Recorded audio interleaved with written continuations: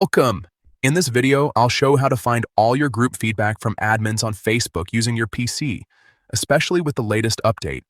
If you've ever received feedback or moderation notes in groups and didn't know where to locate them later, this step-by-step guide will make it very easy. Let's get started.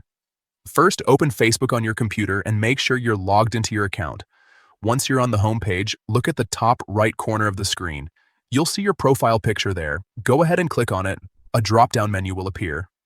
From this menu, find and click on Settings and Privacy. This will expand more options. Now click on Settings to access your account's full settings panel.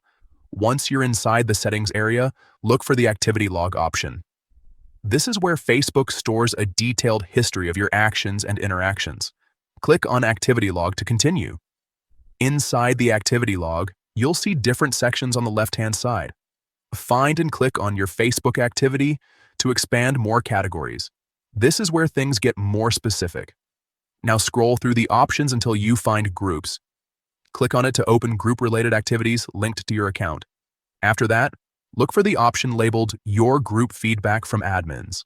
Click on it, and you'll be able to see all the feedback that group admins have given you across different groups. This includes things like post approvals, removals, or any moderation-related messages. And that's it.